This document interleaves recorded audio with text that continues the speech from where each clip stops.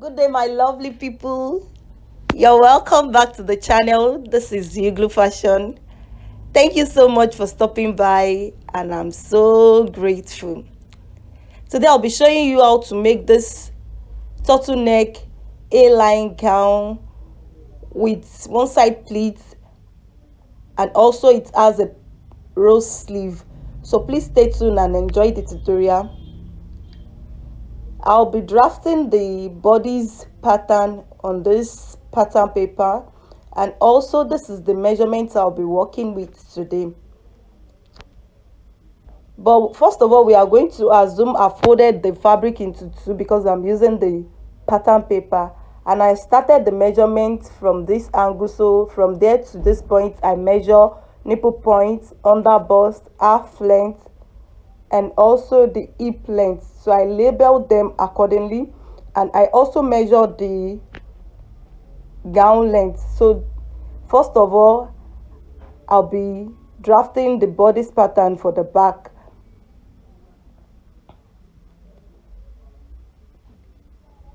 Now the next thing is to measure the circumference. The circumference of the nipple point is 34.5. You divide that by 4.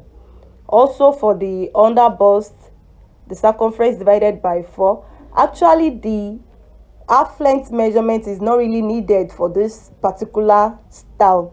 So the next thing is you measure the circumference of the hip, then connect the lines together. Like I said earlier, I will not be using the circumference of the half length. So the next thing is to add 1 inch for ease, 1 inch for our allowance, so which makes it 2 inches. You can see I left the half length, then I moved straight down to the hip circumference. So I also added 1 inch for ease, 1 inch for allowance at the hip. Then I connected the lines. So if you notice, you will see that the half length, if I were to add 2 inches to that part, it will not be as wide as this. So that was why I had to leave that part and did not measure the circumference there. The next thing is to measure for the M. So for the M now, I will measure the circumference of the hip. Whatever I have at the hip plus the allowance, I will transfer it to the M. So I transferred it to the M. Initially, I wanted to add 4 inches, but I checked back the star and I noticed that the down is wide, is very somehow wide. So I used 5 inches instead of 4 inches. Then I connected the lines. So then you have to blend this, please. You have to blend the lines well. Having done with all of that, the next thing is to measure the circumference of the shoulder. Actually, you can start from that point, but I decided to do the bodies before the shoulder. So the circumference of the shoulder is 15 inches divided by 2. And after measuring the shoulder, I measured another 7 inches.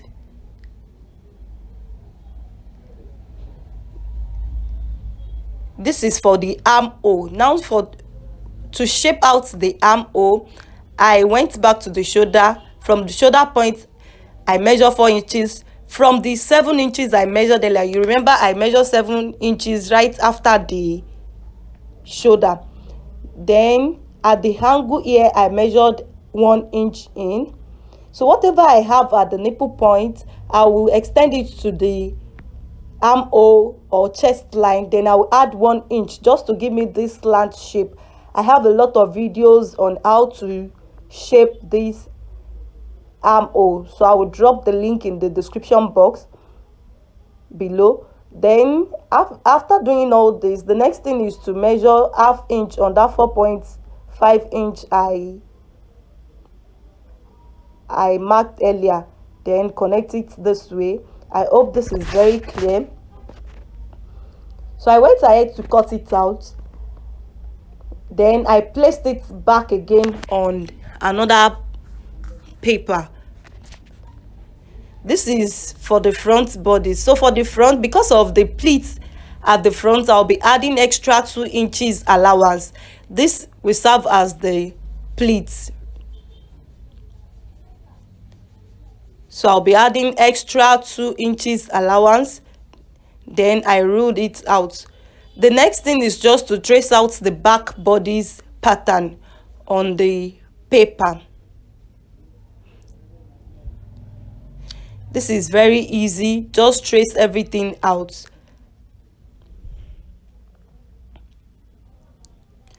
And ensure you can, if you are cutting yours, you can pin it down so that it won't scatter and it will give you free access to chalk well.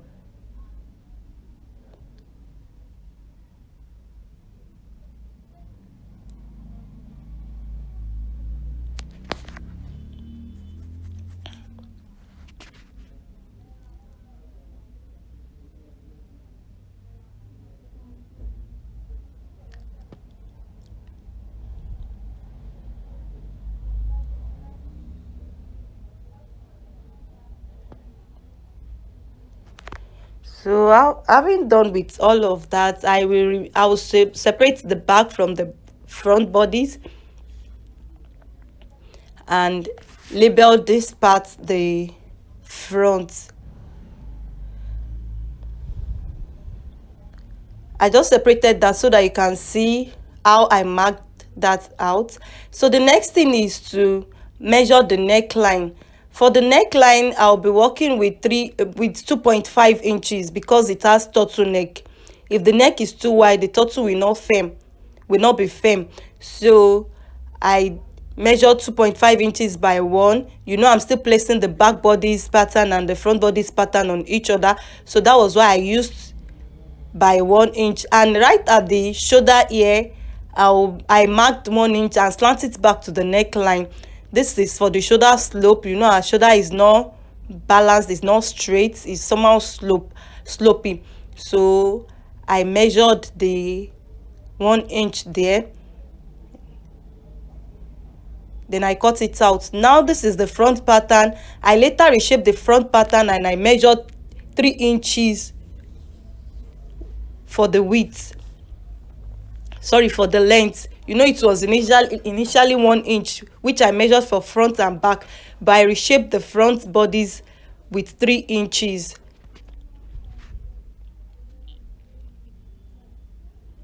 So this is the back bodice now. Because it has turtleneck, definitely there's going to be opening at the back where button will be fixed. This is what I'm trying to explain here. You know, there will be button here. So for this opening, for easy access to wear, you know, when you are putting your head will be able to enter well. So you can come down, you can just measure like 6 inches or 7 inches thereabout. Then for the interface, sorry, for the facing rather, you marked it up to the length of the opening. Then you can add like 3 to 4 inches extra just for it to come down. Then you hem it with your hemming gum. Now for the front, where the pleat ended, it ended at the nipple point, and the nipple point in this measurement is 10 inches. So you mark the 10 inches, which is for the nipple point. You mark the 10 inches. So when you are stitching, you just stitch directly from the neckline down to the 10 inches. So this is it. Sorry, I finished the sewing before I just decided to show you how to go about it, because I found the style very nice. So I decided to share the details with you. So this is the pleat.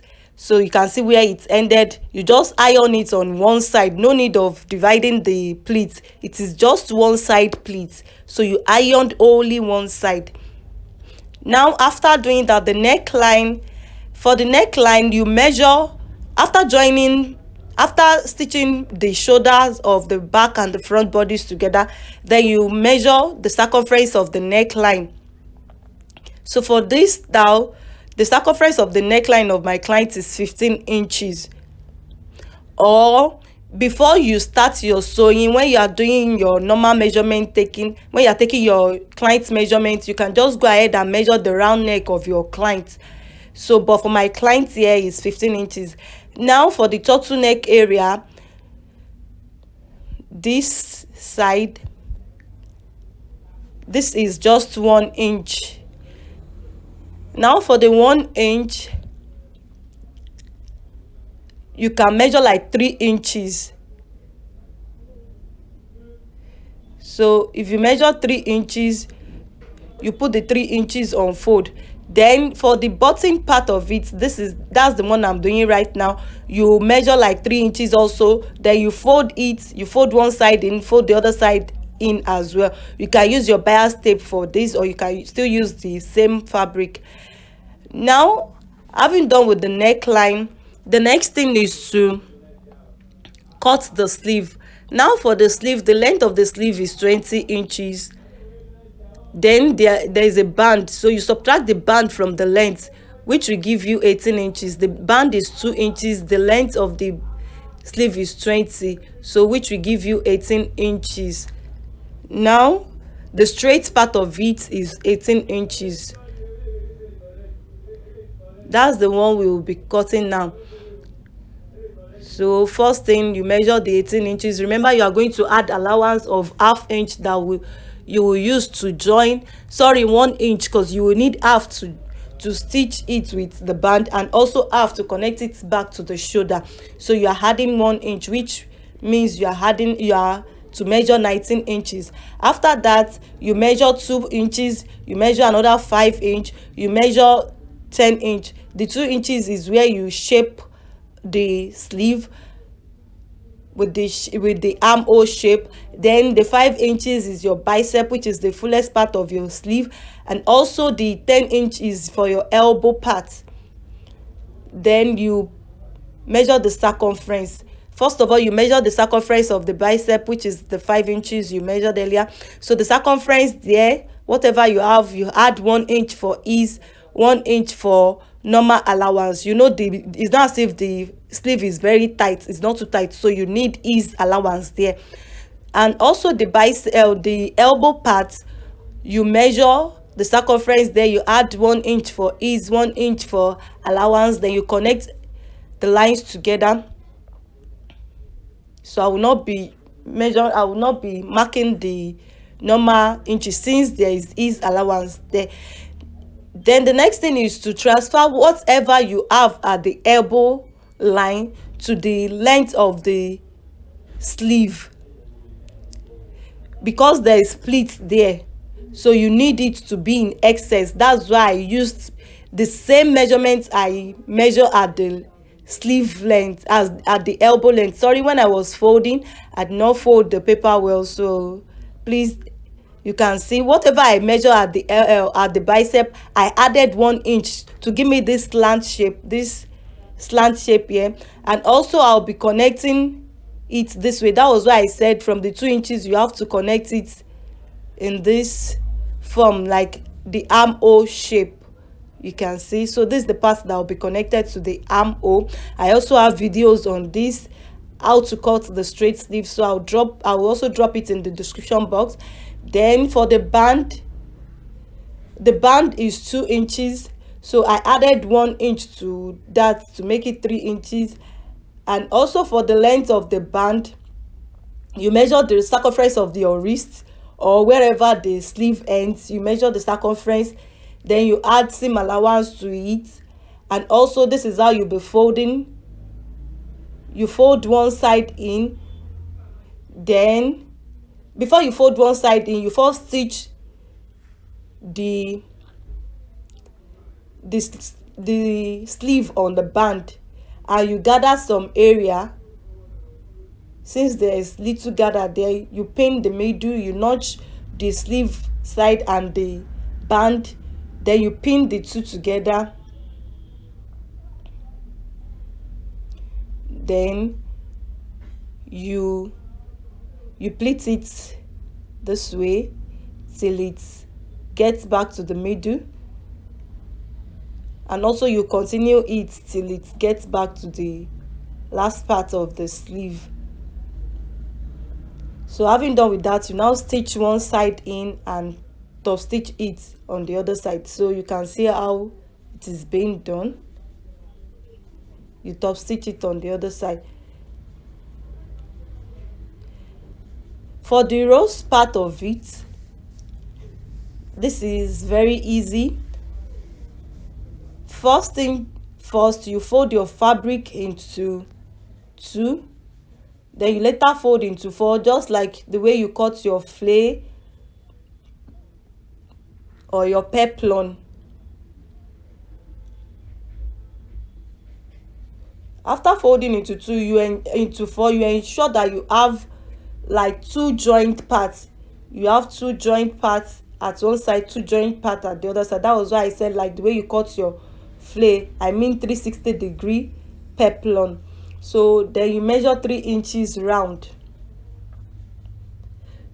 Now for this circle part, which is the flay that I mentioned earlier, it depends on how big your client sleeve is.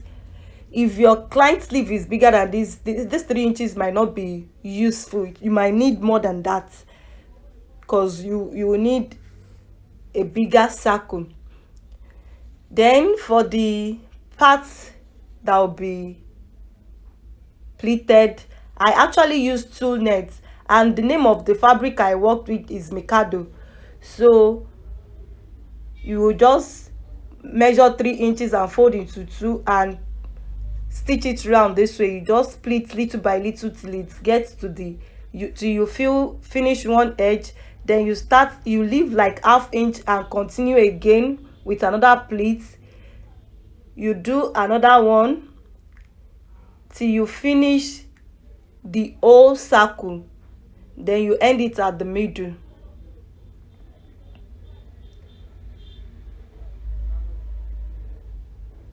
So it will end at the middle. Let me show you what I'm trying to explain here. So first of all, I pleated this side, you can see. So after that, I did another one. I pleated that round. When it ended, I picked another line. I left ½ inch in till I finished everything. So it ended at the middle, you can see. So that's the sleeve. You can see the band. And for you to fix the circle, the rose on the sleeve, you leave like 2 inches before the band. And please note that the band is you first fix the rose part before fixing the band side. Thank you very much for watching this video to the end. Stay blessed. If you haven't subscribed, please do so. Like and share the video. Till we meet again. Bye.